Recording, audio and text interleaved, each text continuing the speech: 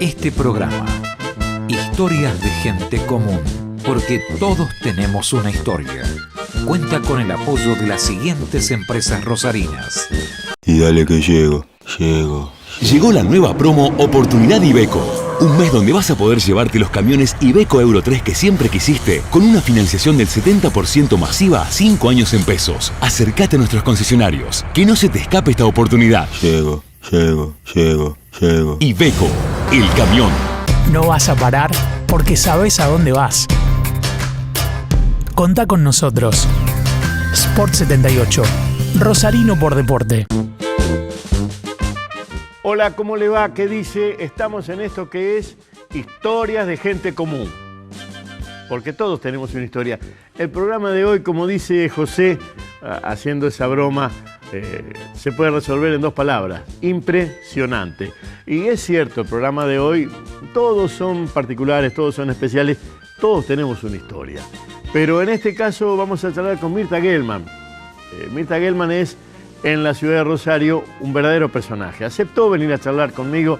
Tenemos, bueno, una contemporaneidad que nos hace un día estar muy cerca, otro día no tanto, pero esa contemporaneidad nos permite hoy mirarnos frente a frente y hablar de lo que es su vida, porque esto es Historias de Gente Común, porque todos tenemos una historia. Primera parte de la historia de Mirta Gelman, señor director, ahora. Dame tu nombre completo. Mirta Gelman, de los Hafkin. No, pero Mirta, ¿único nombre? Liliana. Mirta Liliana, ¿y por qué lo ocultás? No lo oculto, no me acuerdo usarlo. ¿Sos de Rosario? Sí, nací, quiero morir aquí. ¿En qué zona naciste? ¿Dónde los primeros años? ¿Dónde fueron? Los primeros años, en realidad el primer año en Capitán Bermúdez, en una pensión que vivían mis viejos, pero... ¿Cómo en una pensión? A ver, claro, mis viejos eran re pobres. Entonces primero probaron en Capitán Bermúdez, el primer año de mi vida. Después... ¿Pero ellos son argentinos o ellos son inmigrantes? No, ellos son argentinos nacidos en La Pampa, hijos de inmigrantes. Y después en otra pensión, frente al cine Apolo, ¿te acordás? En la calle 9 de Julio. Y después vivimos en Esmeralda y Cochabamba, la famosa sexta en el medio de la villa, que fue una época muy feliz de mi vida. ¿Por qué? Porque la gente de la villa, como la llamaban, en esa época, y no sé si ahora también no ocurre, teníamos una relación familiar, no era más que un barrio. Y los chicos, sobre todo, cuando queríamos tomar algo, comer algo, íbamos a cualquier casa, nadie te cerraba la puerta y jugábamos en las calles. Y la verdad que estaba tan lleno de mitos. Se había muerto una nena y decían que porque mezcló leche con un higo, y se había muerto otro hombre porque morían en esa época con más frecuencia que ahora, y decían que era porque mezcló vino con sandía. Y mi viejo, que decía que hay que romper con esos mitos, me mostraba que mojaba la sandía en el vino y que no le pasaba nada ni se moría. Bueno, era un barrio muy lindo y aparte se festejaba todo. Por ejemplo, hoy creo que es San Pedro y San Pablo. Era una fiesta en el barrio, hacíamos las fogatas. Todo tenía una connotación muy especial y como nadie tenía dinero, mi mamá había inventado en un patio de una de las casas un poncho a modo de telón y todos actuábamos y cobrábamos caramelitos y lo pasábamos muy bien. Yo lo recuerdo. ¿Qué calle me decías? Esmeralda y Cochabamba, la famosa sexta. Y si bien detrás de la vía no podían entrar mis amigas de la escuela, yo iba a la escuela con la hija del dueño de Dinóbile, o sea que no había esas diferencias de ahora de escuelas. ¿Qué escuela era? La Escuela Alberdi, que ahora creo que es un profesorado que funciona allí. Y íbamos todos a la misma escuela. Y yo sí podía ir a jugar a la casa de ellas no a mi casa, pero había mucha democracia en la crianza de los hijos. Todos los padres pretendían lo mismo. ¿Y tu viejo de qué laburaba? Y mi viejo en esa época empezó con los botones, a comprar botones y se quedaban de noche con mi madre incrustándole cosas. Después terminó siendo una distribuidora de botones importante. Y empezó con eso, pero en mi casa no había plata, pero había tantas bibliotecas y tanta cultura. Y cultura es lo que crees más lo que sabés, pero la tenían tan clara ideológicamente a dónde apuntar, que... A mí me educaron, la verdad, muy rígidamente, no se podía escuchar música que no sea clásica. Conocí el folclore por Eduardo, o ingresó a mi casa el folclore por Eduardo, pero era muy rígido en el sentido que tenía que estudiar piano 1 hora y si iba al baño me la descontaban, era todo muy, muy claro a dónde apuntar, pero la verdad es que estaba contenta. ¿Que ahí había un piano? Sí, sí, siempre hubo piano y bibliotecas en mi casa, muchas, siempre. ¿Y tu vieja? Y mi vieja era como vos, poetisa, escribía en esa época, no había publicado nada, después de grande publicó ¿Cómo es un el apellido libro. de tu mamá? Ella es Abrutsky. Abrutsky. Emma Abrutsky, sí. Pero usaban el apellido de casada, no usaban Sí, sí, el de sí, sí, soltera, las mujeres. ¿Y de Granado de Gorri qué te acordás? Nada, poco. De Capitán De Bermúdez. Capitán Bermúdez. Y yo no me acuerdo nada, porque fue el primer año. Pero sí me acuerdo en la pensión frente al cine, sí, porque me acuerdo estar en la puerta, todas esas imágenes. ¿Y hija única? No, yo era la más grande, la más vieja. Después tenía un hermano que le llevaba 3 años y medio, que bueno, murió en el 77. Y después mi hermana, que le llevó 8 años y que es arquitecta, pero como estuvo fuera del país recibida, acá no le dan la reválida y bueno. ¿Labura de albañil? ejerce. No, labura con su marido también en una distribuidora de botones. ¿Y en la escuela, qué escuela era esa? ¿La Alberdi? Sí.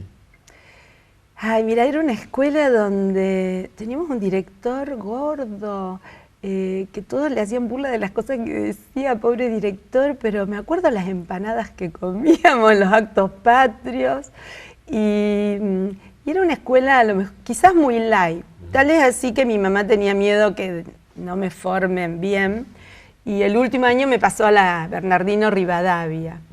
Y ahí, bueno, fue un año donde me sirvió para entrar después al Superior de Comercio. Y bueno, era una escuela donde yo lo que más recuerdo es que bailábamos mucho folclore. Y como yo estudiaba danzas y me gustaba mucho lo de bailar, cada acto que bailaba y si me tocaba en el pericón el chico que me gustaba, más feliz era. ¿Y al centro venías? Claro, pero mi mamá me ponía en el tranvía 27 y yo llegaba a la famosa Academia Alciro Olivé sola. El motorman me cuidaba, me bajaba en Santa Fe y San Martín y yo iba solita de día, siendo muy chiquita, a San Lorenzo y Sarmiento, y San Martín, perdón, donde estaba esa escuela. Y después sí, de noche me buscaban. O sea que yo venía sola al centro. No había peligro. O sea que eran tranvías donde te podías subir como nena. Sí, mi mamá me subía y el motorman, me acuerdo bien, siempre era el mismo motorman del 27 y me bajaba ahí y me decía, portate bien. Y todos los adultos cuidaban a todos los chicos y no había esa sospecha de que yo ahora toco un niño y los padres me miran mal, qué feo. Los niños éramos realmente privilegiados, creo. ¿Y a la academia de qué venías? Al Ciro Olivera Garcés, que era la Academia Sí. de Danzas Clásicas, que dirigía Susana Leta Silva, que muy buena esa academia era. En esa época estaba Ana Pavlova, que tenía más fama, pero Susana era la hermana de la famosa actriz Alcira Olivera Garcés y ella había puesto el dinero y una academia de danzas de muy alto vuelo para lo que era Rosario, ¿no? O sea que tenías el rigor en el piano, baile, Sí, y danza. ¿te preparaban para qué? ¿Para qué te ¿Qué sé preparaban yo? los viejos? Me Es decir, preparaban para todo lo que soñaban y yo no podía cumplir todas sus expectativas, pero me sirvió todo. Yo, por ejemplo, el piano tuve de profesora a Maliandi. Vos sabés que los Maliandi, hace poco me encontré con Maliandi, que vive en Uruguay. Fueron los primeros dueños de Radio Nacional. Y tienen toda una historia hermosa porque fueron los que trajeron los primeros pianos acá. Y es interesantísimo escucharlos. Y cuando a mi padre ya le iba bien, yo ya estaba en secundario, él me compró el primer piano de cola, que era, haciendo mucho sacrificio obviamente, que era el primer piano de LT1, que después fue Radio Nacional, centenario. Y ahora cuando mi padre murió y no había dónde poner ese piano, yo lo quería regalar al Museo Histórico, al Museo de la Ciudad, a algún lado, y todos me rechazaron. El Teatro Círculo me rechazó. Y lo aceptó con mucho esfuerzo la gente del profesorado de calle, ahora está en calle Santa Fe, que Sí. estaba en calle de Córdoba. Y bueno, Porque ahí está la escuela de música. estaba en la escuela de música, con Y lo si cual... no te lo aceptaban ahí, un piano. Y no sé qué iba a hacer con ese piano, era muy doloroso que nadie lo acepte. Y es un piano digno de un museo porque fue el primer piano de LT1 que ellos trajeron. Era Steinway, no Steinway. Sí. Steinway, sí. Este era Steinway, no era valioso como un Steinway, pero era valioso por la historia para la ciudad, ¿no? ¿Qué te cocinaba tu vieja? Era la que cocinaba, obvio. Sí, O sí, tu viejo claro. cocinaba. No, en esa época los hombres no cocinaban. Yo siempre me acuerdo cuando vino mi suegro a casa y vio que Eduardo cocinaba y hasta lavaba los platos y se asustó. Los hombres no hacían eso. Y nosotros, como no había mucho dinero, por ejemplo, los domingos comíamos gallina. Y la gallina se comía hasta las patas, todo. Y también los domingos compraban yogur. Y bueno, y el Pato Donald. Y comíamos después de postre algo que se ve que era muy costoso, que era el durazno natural. Y yo todavía veo, alguien me dio una de las potes que comíamos ese durazno natural y se me hace agua a la boca de pensar ese durazno que era tan deseado y se asociaba con los domingos. Y más porque yo fui a tocar a LT3, ¿te acordás los ruscolitos? Sí. Íbamos siempre a LT3 a los ruscolitos y participé 2 o 3 veces. Y entonces era un día que no es como ahora. El significado que dábamos a los domingos era algo muy festivo. Y fíjate que uno de los hechos de la sociedad argentina, pero básicamente de las 2 o 3 grandes capitales, fue que de 1895 a 1905, 1910, se fundaron todos los clubes de fútbol, pero no eran clubes de fútbol. Tenían fútbol, pero eran clubes donde ir el domingo, porque se peleó por el descanso dominical y cuando se consiguió, ¿dónde ir si vivías en una pensión? Entonces, ¿dónde ir con la canasta? Yo patinaba en Hindenburg, ¿te acordás de Hindenburg? Sí, era así. Bueno, entonces se fundaron porque el domingo era muy importante. Claro, Era muy importante el descanso Claro. y la familia, ¿no? Y la familia, sí. A veces íbamos al Apolo toda la tarde. A las 3 películas. 3 películas repetidas, o sea que 6 películas. Cruzábamos a la panadería, comprábamos factura y seguíamos.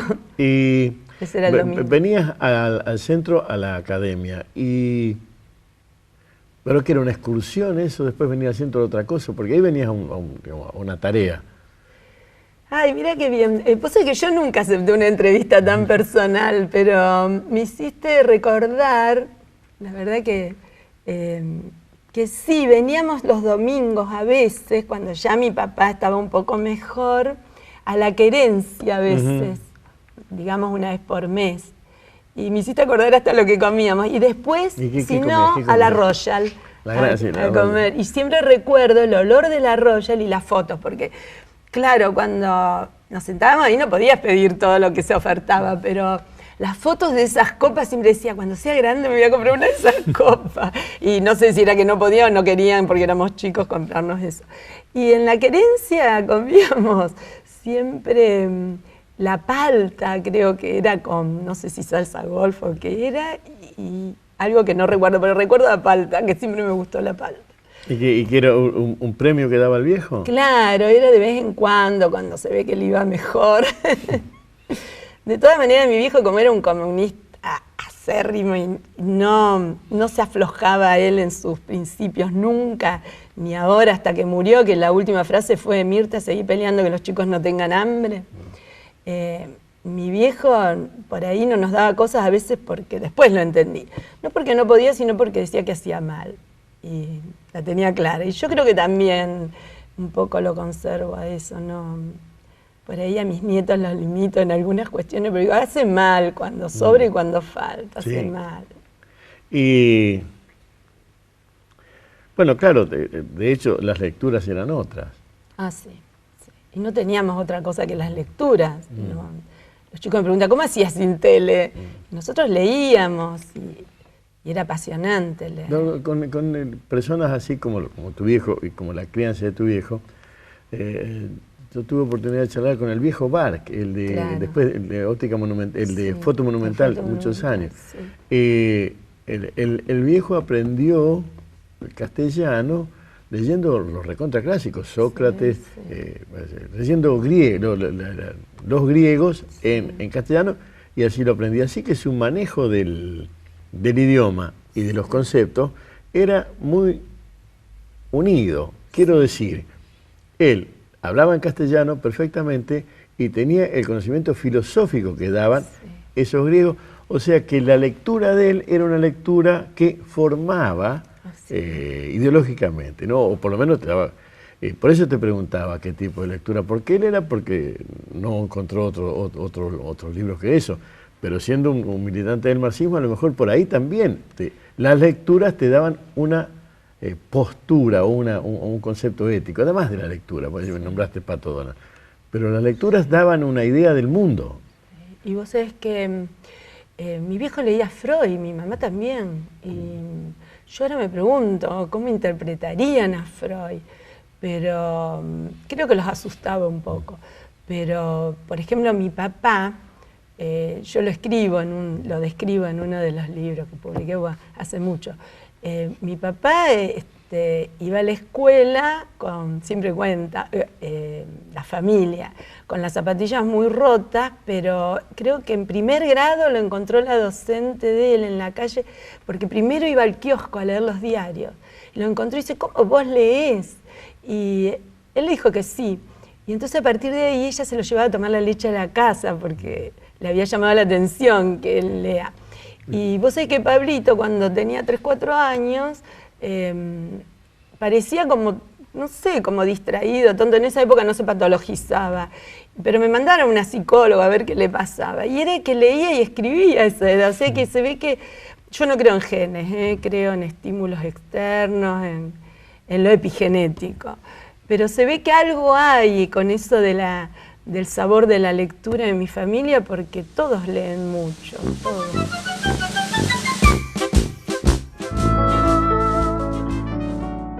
No quiero que me mire si no sabe que no soy uno más entre los muertos. No quiero que me mire si no sabe que mi vida está en sus ojos, justamente. No quiero que me mire quien ignore que al mirarme yo crezco y me levanto por encima de la gente, que tengo voces y subo y toco el cielo, y vengo y aquí estoy porque me miran. Yo soy el monumento. No quiero que me toque si no sabe que soy de dura piedra de otros tiempos. No quiero que me toque si no sabe que preciso latir por esos dedos.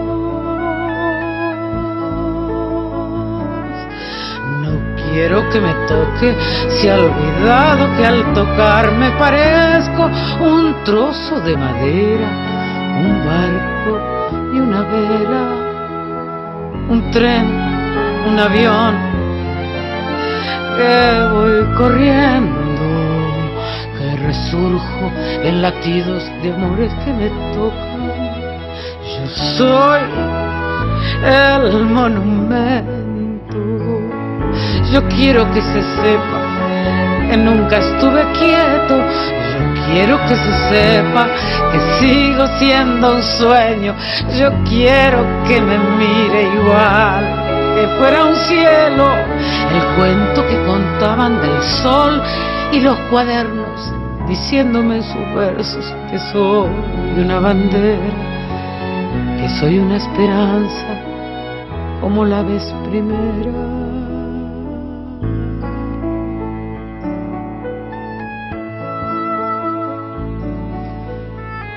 No quiero que me mire si no sabe que mira su rostro en un espejo. Yo quiero que me mire recordando que soy como la gente.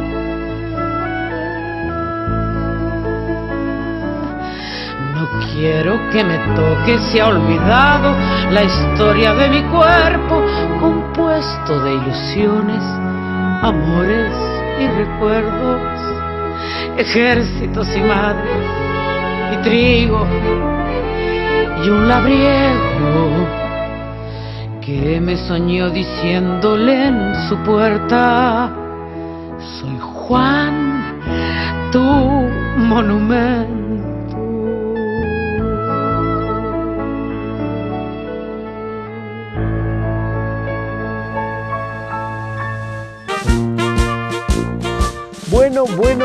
Bueno. Habrá visto usted que no es sencilla la nota ni la conversación por lo mucho que tiene. Hay que hablar de una infancia como la que tuvo Mirta. Hay que hablar de esa infancia y mirarla a la distancia y entenderse. Porque creo que lo que hace Mirta es entenderse y de ese modo poder entender a los demás. Cuando uno está sentado bien en su silla, puede hablar de las sillas de los demás. Y creo que Mirta lo que está haciendo es eso, una confesión de vida, historias de gente común, porque todos tenemos una historia. Segunda parte de la historia de Mirta Gellman, ahora. ¿Qué consejo te daba tu viejo? No, daban mandatos, no daban consejos. Era muy taxativo. Eran imperativos. Sí, todos los padres, lo paterno era sagrado. Mi mamá por ahí sí daba más consejos, pero era muy artista, muy dispersa, estaba en otra. Y ellos pelearon mucho cuando surgió lo de Stalin y había mucha guerra con ese tema. Una pelea continua en mi casa. Porque eran todos militantes de la paz, de los movimientos pacíficos. Incluso yo a Eduardo lo conocí, estaba en el Movimiento por la Paz, con Suárez, ¿te acordás de Suárez, Adolfo? Pero lo de Stalin fue algo que era creer o no creer. Y bueno, algunos siguieron siendo creyentes y otros no. ¿Y cómo te movías en una ciudad? Bueno, está bien, es todo distinto. ¿Qué decías? Soy la hija de un comunista, no decía nada, no. Nosotros éramos pobres, comunistas y judíos, te imaginás, no tenía que decir mucho porque era la época en donde vivimos lo de Engalinela, era la época de mucha persecución. Quío, además. Bueno, Quío ya siendo más grande, pero lo de Engalinela yo era chica y había mucho secreto, y después más grande cuando se hacían reuniones en mi casa eran terroríficos los miedos, y no fue fácil. Ahora se puede hablar del comunismo, pero antes no. ¿Pero la ciudad era agresiva o no, cómo? Sí, hubo mucha persecución. Yo por eso, obvio no soy gorila porque lo entiendo ideológicamente y rescato muchísimas cosas que hizo el peronismo, pero me quedó la impronta de mucho dolor por mucha persecución, como me quedó la impronta de las 3A, que nadie habla de las 3A, y que fue la que persiguió a mi hermano mal y nos perseguía a todos antes de que venga el proceso. Y era tan agresivo como el proceso.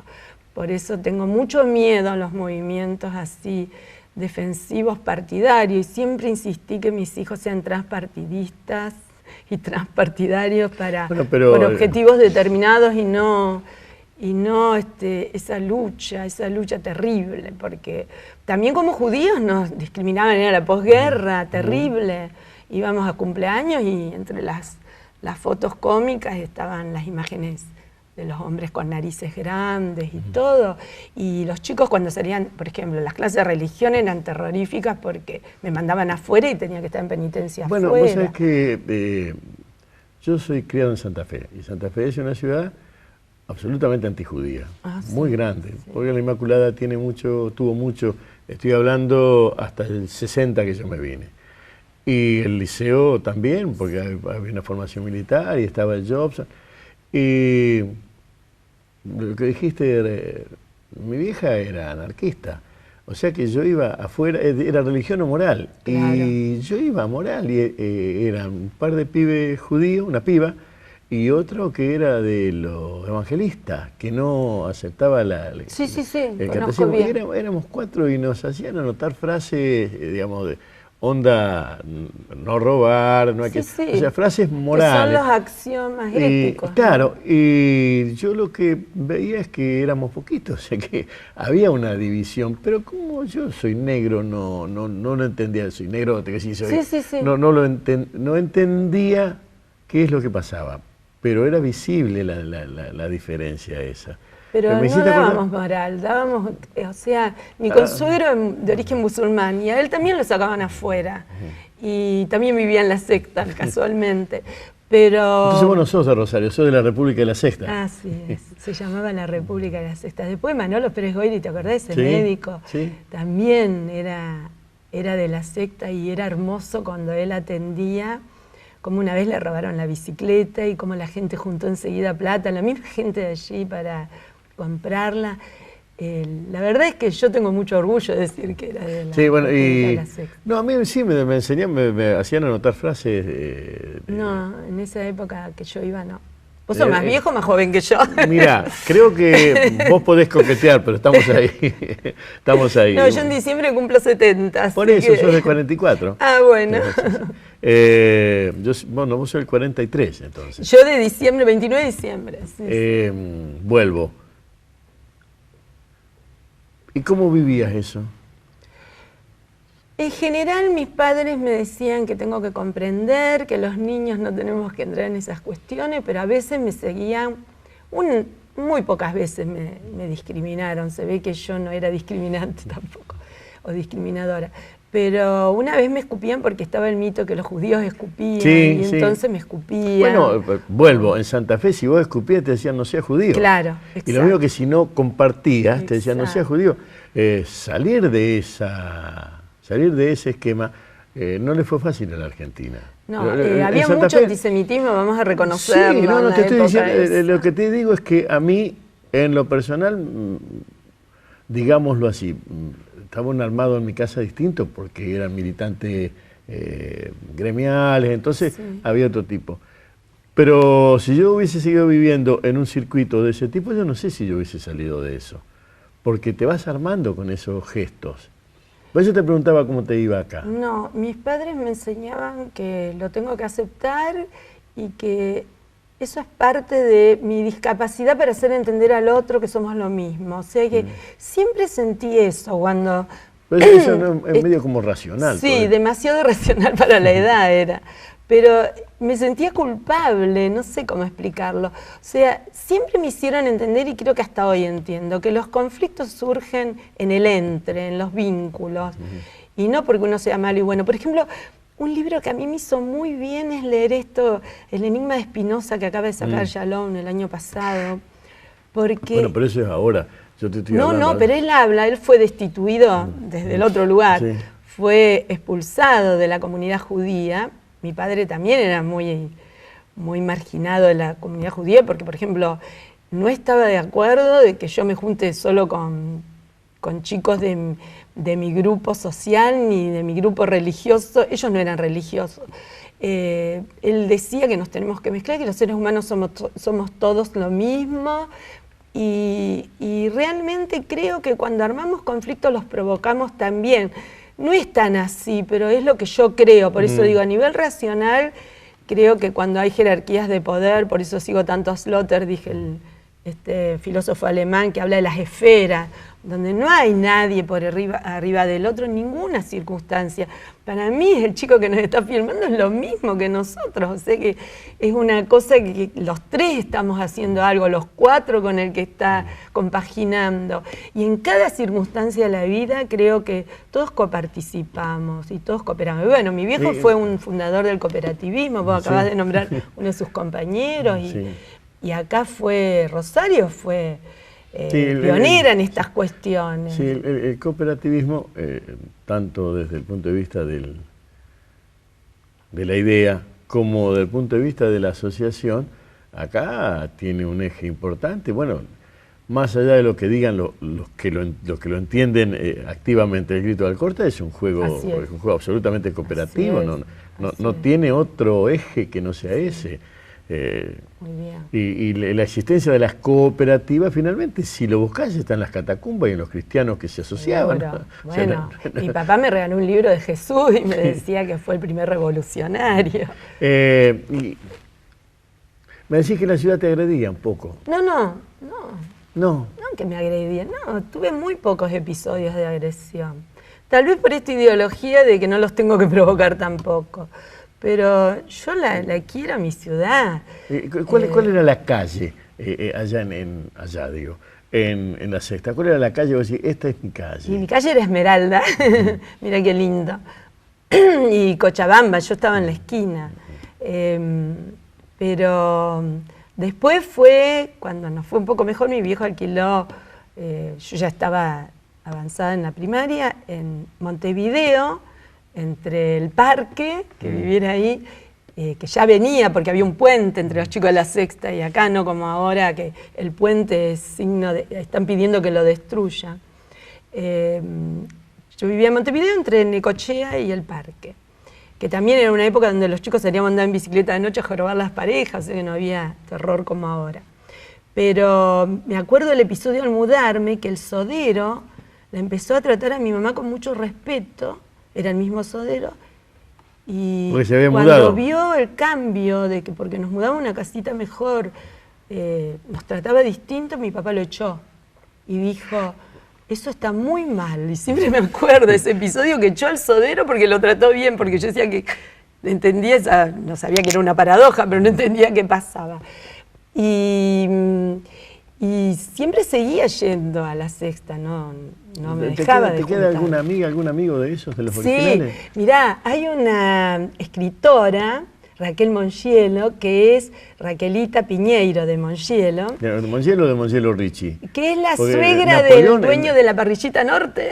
Ah, sí. Sí. Sí. Y Raquelita ahora está en Funes. La Parrillita Norte, o la de la Glicina, era de dos comunistas feroces y fenomenales, Clemente y Jesús. Ah, bueno, pero sí. ahora no, hay uno que me pelea, que es franquista y se juntaba hasta hace poco con mi viejo a pelearse. Pero vos sabés que Clemente escuchaba en onda corta Radio Moscú. Claro. O sea, Mirá vos qué interesante lo que estoy hablando contás. desde el 60 y pico. Clemente y Jesús, después se quedó uno de los dos gallegos. Estamos hablando de la Parrillita de la cortada. Sí. Bueno, ¿qué me decías? No, que Raquel es escritora y nosotros, en la casa de ella era donde hacíamos esto de tender un telón y poner sillas. Sí. Y nos encontramos después, mucho tiempo después, casualmente, a raíz de que ella escribía, y nos escribimos siempre, y es una persona muy interesante. Ella es del barrio original. Ah, sí, claro, era mi vecina. El padre era don Pepe porque no quería que le digamos señor, decía que el señor está en el cielo. ¿El barrio tenía alguna característica distinta al barrio de hoy? Sí, era muy distinto. Yo te repito, era como una familia, porque hoy los vecinos no tienen el vínculo ese. Un vecino era un tío.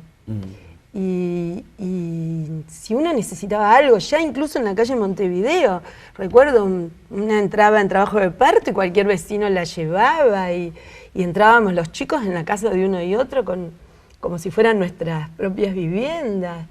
Y yo creo que, me parece a mí que evolucionamos a nivel de más intelectualización y menos intercambio emocional y afectivo. Cada vez más, porque incluso dentro de la familia está pasando eso.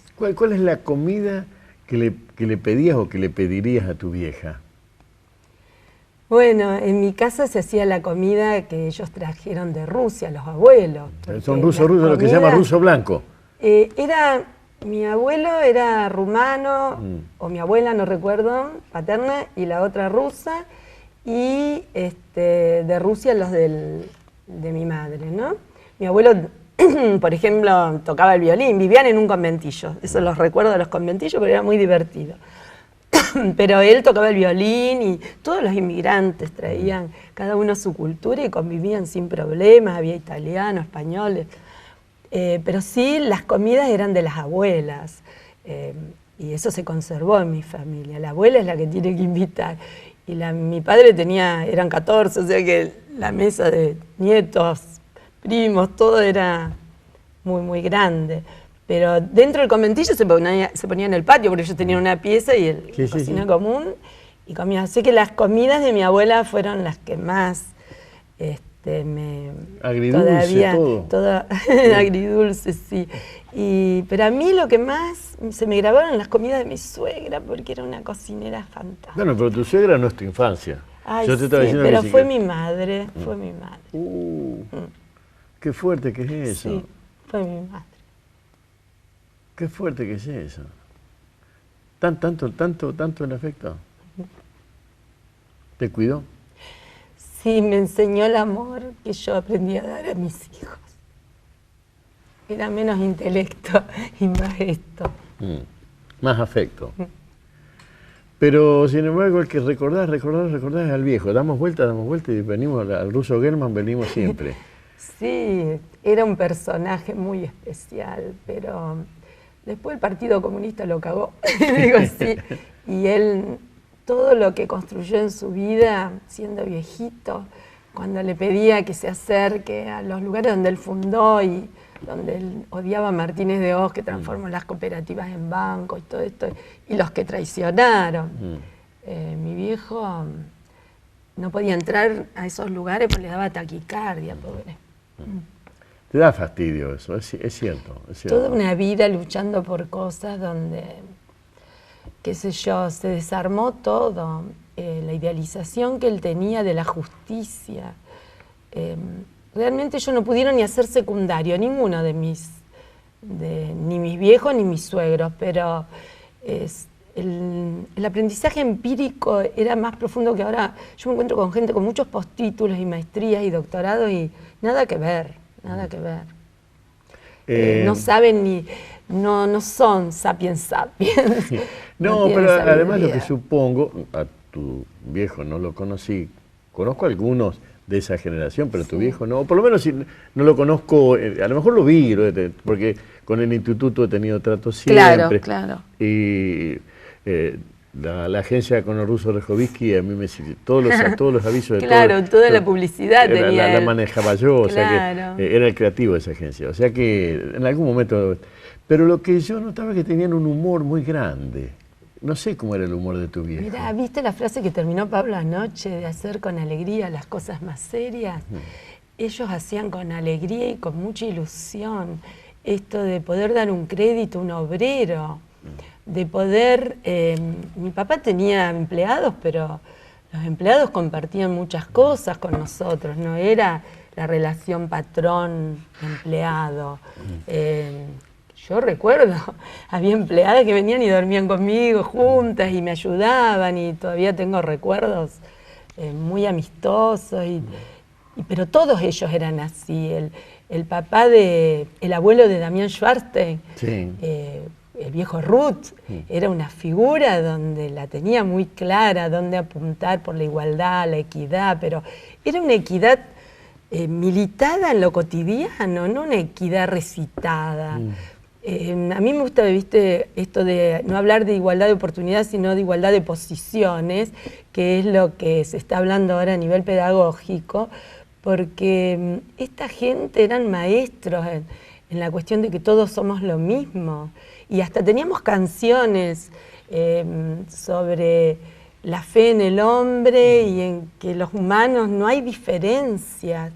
Y bueno, yo desde la época del proceso que llevaba a mis hijos a militar por los derechos, eran 10 los derechos del niño, y eso fue todo implantado y sembrado en la cabeza nuestra por mi viejo, pero con ejemplos de vida de la mañana a la noche. Y dale que llego. Llegó la nueva promo Oportunidad Iveco. Un mes donde vas a poder llevarte los camiones Iveco Euro 3 que siempre quisiste, con una financiación del 70% masiva a 5 años en pesos. Acércate a nuestros concesionarios, que no se te escape esta oportunidad. Llego. Iveco, el camión. Somos jóvenes. Nos movemos y le damos movimiento a la ciudad. Por eso ya podés descargarte Movi Joven en tu celu, una aplicación que te permite sumar puntos y acceder a descuentos, entradas, viajes gratis en Mi Bici Tu Bici, abonos para la Florida y otros beneficios. Además, podés consultar la agenda de propuestas educativas, culturales, deportivas y recreativas que tiene la ciudad para nosotros.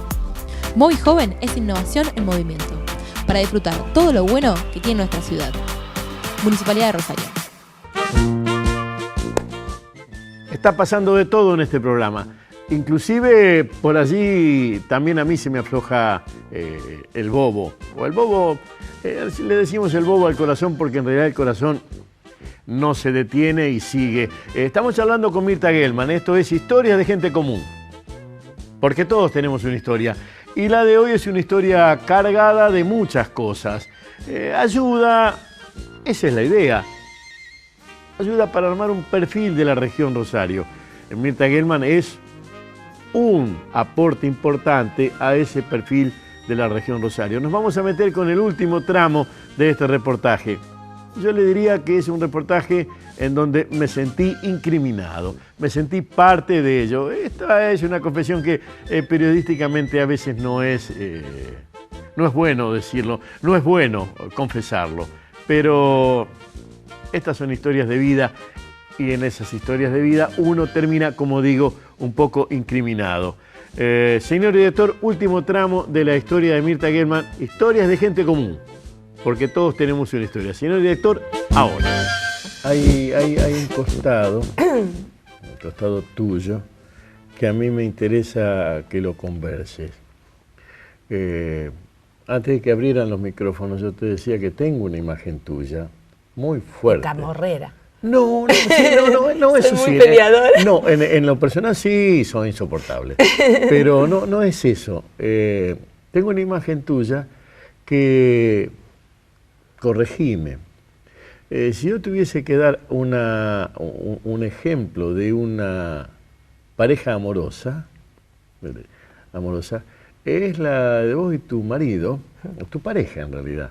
Mi compañera. Porque si en el 61 estaban de la manito y en este año que estamos grabando esto pueden seguir de la manito, estamos de la mano, sí. Es que hay allí algo muy fuerte, muy... Y yo no sé cómo sucedió, porque no es normal, o a lo mejor sí, no es común. Pero de todas las parejas o todos los grupos, ver que eso mismo sigue sucediendo con Kitty, del 60 hasta acá, mirá la cantidad de años que se lleva eso. ¿Alguna razón tiene que haber? ¿O no lo podés racionalizar? No, eso? sí, yo lo pienso porque ayudo a muchas familias, vos sabés que soy terapeuta familiar, que me cuesta mucho que entiendan los niveles de fidelidad, pero de fidelidad al proyecto vital, porque Eduardo y yo habremos pasado como cualquier pareja las mismas ida y vuelta de cualquier ola de un mar, pero los dos caíamos mirando siempre el mismo mañana, el mismo horizonte, y ahora a veces estamos mal de salud los dos y respiramos hondo y los hijos primero, los nietos primero, y somos muy apasionados en eso de hacernos inmortal a través de ellos. Y no solo eso, sino que adoptamos a nuestra nuera, a nuestro yerno. ¿Cómo te puedo explicar? Son, adoptados en serio, los queremos como hijos y creo que ellos nos quieren. Pero los dos mirábamos al mismo sitio. Mirá que tuvimos oportunidades, los dos tuvimos oportunidades de hacer cosas importantes. Yo en una época me llamaban de lugares muy importantes y teníamos posibilidades de crecer o también de ser seducidos por cosas humanas que nos pasan a todos y siempre volvimos a lo mismo, o sea que era mi compañero. Vos no sé si te acordás, en esa época no era como ahora mi amante o novio, no sé cómo se los llama ahora, mi amigovio y todo eso. Era ser compañeros y era una bandera. Sí, yo lo que recuerdo es verlos entrar a estudiar en lo que era el Museo de Anatomía, verlos estudiar, cada uno con su libro, llegar e irse, o sea, sí. Un laburo de vida. Sí. Lo que me pregunto es si fue casualidad o se armó. No, creo que es una construcción permanente, desde que nos levantamos hasta que nos acostamos. Y tuvimos la suerte yo cuando les dibujo a los chicos la pareja, hablo de un conjunto disjunto que van buscando zonas de transición para construir el nosotros y a partir de ahí, sin tironear ni de un lado ni del otro, tener hijos, proyectos, cosas comunes. Y bueno, fue un trabajo, a veces arduo, a veces obvio que nos soportamos muchas cosas. Cuando yo digo que soy camorrera, yo soy pacifista, pero las cosas que en eso soy como mi viejo, me dicen Marquito Gelman, las cosas que me parecen incorrectas, no las acepto y soy muy dura, muy obsesiva, me dicen. Y tal vez, por ejemplo, con mis hijos era como que la norma. ¿Cuántos hijos tenés? Y Pablo y Natalia, que te traje ese CD, que es una maestra sensacional, que le ofrecen cargos altos y ella no quiere estar al lado de los chicos y es una maravilla de madre. Y Pablo, y bueno, y mi yerno y mi nuera, y los nietos. Pero sí, te repito, tengo claro el axioma de oro desde la Torá, por suerte adoptado por lo menos para recitar por todas las religiones, de no hacer al otro lo que vos no querés que te hagan a vos. O al revés también, eso que critican, pero que está bien hacerle al otro lo que vos querés que te haga. Y bueno, soy dura en eso, pero peleo mucho por la ética. Y de aquel rosario de la sexta, sí. ¿Qué crees hoy que querrías que se mantenga? Y me gustaría que no haya estas separaciones barriales. Me parece terrible, a mí me parece aberrante los country, me parece aberrante que uno tenga miedo de entrar a un barrio. Realmente el ombú de Berruti y Cochabamba era como, provocaba temor a los que no pertenecían ahí, pero me encantó cuando se pavimentó y se hizo la Siberia tan cerca de esa zona mía, ¿no? Pero todavía tienen miedo. Entonces, a mí me gustaría reeducar a la gente. Primero desactivar este hambre y este apetito, porque la diferencia entre el hambre que te surge de adentro como una necesidad y el apetito es lo que te impone el mercado. Y este lavado de cerebro, que lo que importa es lo material y nada más. Y esto hace de que los chicos crean que es más importante una zapatilla determinada, o por eso quitan, por eso roban, que estas cuestiones afectivas que no se pueden comprar nunca. No se robaba en aquel barrio. Entre nosotros no, obvio. Nadie te robaba, ni te violaba, ni nada de eso, ¿no? Y eso se rompió hace poco. ¿Caminarías por ese barrio hoy? Yo sí, camino porque es mi barrio. Me acuerdo de los chicos que estábamos allí y todo. Pero es muy triste. Atiendo a muchos pacientes de allí. Y es muy triste cuando me dicen que no pueden salir a jugar a la puerta. Y bueno, la puerta era nuestro patio. Todos teníamos patio, pero el patio era la puerta, la zanja era el lugar de la fechoría y había mariposas. Vos sabés que nosotros agarrábamos los paraísos y sacábamos la rama y cazábamos mariposas, pobrecitas, pero ahora yo a mis nietos les cuento eso y no pueden entenderlo. Entonces, si hubiera que cambiar algo, esto que llamamos seguridad. Me parece a mí que más que seguridad es hacer un nuevo contrato humano, pero de todos. Estamos yendo a Rousseau ahora, a otro contrato social. Sí, pero viste que Rousseau no fue buen padre. No, bueno, hay que ser congruente. Bueno, está bien, pero sí. la escritura fue importante. La escritura fue importante. Sí, sí, muy bueno. Y bueno, las maestras leen el Emilio y aprenden muchas cosas, pero yo peleo que las maestras lean a Foucault. No sé, yo creo que ese barrio que vos decís está en tu cabeza, ¿no? Sí, obvio, en mi corazón también. Pero que hoy, si te das vuelta, no está. No existe más, es verdad, lo que decís es verdad, no está. Nada de lo del ayer está, pero en eso hay que hacer como dice la Biblia. No mirar para atrás para no congelarte como estatua de sal. No, eso sí lo tengo claro. Yo miro siempre hacia adelante. Muchas veces me dijeron que me moría y siempre pensé en los demás y pensé en el mañana y en todo lo que podía hacer que me perdonaba. Y bueno, a todos nos pasó a esta altura de la vida. Te voy a hacer una pregunta jodida, pero aviso, pero te la voy a hacer. ¿Cómo te manejas con tu enfermedad? Yo me manejo como parte mía, qué sé yo. Cuando me dicen que si me preocupa una arruga, yo digo, tengo cosas más pesadas. Claro, no, te aviso para tu coquetería. No, yo quiero contar. Estás muy parecida a lo que yo tenía en la cabeza. Bueno, porque es tu memoria, el hipocampo te hace una mala jugada. Soy totalmente distinto. El hipocampo, donde se juntan los recuerdos. Yo tengo una leucemia, lo vivo diciendo, el primer día me dijeron no cuento, pues se te van a ir los pacientes, y al contrario, yo vivo contando de que era una leucemia muy podrida, el día que fui tenía 80.000 blancos y bueno, y la ciencia es muy importante, por eso es lindo este libro, Destejiendo el arco iris, de Dawkins, porque él habla de unir, ensamblar la ciencia a la poesía, ¿no? Y la ciencia encontró un remedio que a mí me mantiene viva, no es muy grato tomarlo, me peleo con el médico porque bajo las dosis por mi cuenta porque es muy duro, porque bueno, es un remedio que actúa como el anticáncer, pero me mantiene viva. Y yo, bueno, no creo en los pronósticos. Y fíjate que ahora con las resonancias magnéticas y todo lo que hay de avance en lo neurológico, se entiende por qué lo ideológico te aumenta las defensas inmunológicas.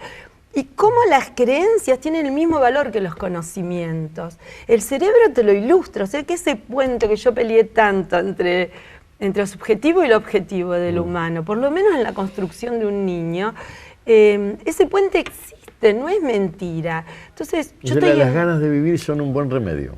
Sí, más que las ganas de decir, bueno, ¿hasta cuándo me mantengo? Hasta que me necesiten. No me gustaría, iría a un escribano a poner que no me prolonguen la vida, eso no. Y sí me gustaría que tampoco sobrevivir, así mi cerebro falla, que es la única parte de mi cuerpo que jerarquiza, ¿no? La cabeza. Sí, y no me gusta esto hablar tanto de mí, siempre cuando veo entrevistas digo, ay, ¿qué le importa a la gente de uno? Pero la verdad, Bigote, que después de tantas peleas y tantos rejuntes, no sé por qué me presto a esto, pero realmente... No, porque es cierto que nos hemos peleado. Sí, por culpa tuya empecé a usar pantalones, no usé más pollera. Por ese programa, ¿te acordás? Después se portó muy bien Suriani conmigo cuando fue el accidente de Pablo. Sí. Y ustedes me dijeron que yo tenía lindas piernas, pero era para descalificarme, que yo hablaba de la anorexia. Y entonces a partir de ahí nunca más usé pollera, usé pantalones. Siempre digo, el Bigote y Suriani consiguieron que no me ponga más pollera. Pero, pero siempre nos encontramos en los mismos lugares, siempre nos cruzamos en los mismos lugares. Y ahora yo te emocioné a vos. Y creo que los dos peleamos por la poesía. Y hablar de poesía es hablar a nivel de sublimación, de poner en el arte nuestros dolores. Yo, si me preguntás qué hice en mi vida, es pelear que a los chicos no les duela la vida. Porque yo pasé una infancia, no la voy a contar, pero muy conflictiva y con muchos problemas. Y bueno, lo capitalicé y ahora ayudo para que otros no los tengan. Y creo que es la misión. A mí mira, yo colaboro con una revista, La Misión, que hace Candy, la mujer de Candy. Sí. Que son personajes que no los conozco personalmente, pero los sigo mucho. Y ellos la reparten gratis. Y colaboro con artículos. Y realmente la misión de la vida me parece bueno, eso de tener para qué estoy acá y para qué vivo. Y bueno, mucho de lo que te conté, a lo mejor lo conté esperando de que los que están en esos sitios, una propuesta, no tienen que seguir lo que propongo, pero... el día que me dijeron que tenía esa leucemia, pedí que me dejen terminar el consultorio porque pensé en los chicos que no atendí ese día, que iba a ser... Siempre pensé en los otros, siempre. Y siempre creí que era un poco hipócrita esa postura. ¿Cuántos años hace que peleas eso? Y 10 ya una década y no soy hipócrita porque en ese momento me di cuenta que pensaban que mis hijos no sufran, que mi marido no sufra, que nadie sufra por esto y que, bueno, que... Si tengo que estar, estoy, y si no, no. Y se ve que todavía no me quieren arriba. Beso, gracias. Bueno, gracias a vos. Muy linda. Listo, parecido y diferente. Hasta aquí llegamos. Historias de gente común. Porque todos tenemos una historia. En este caso fue la de Mirta Gelman.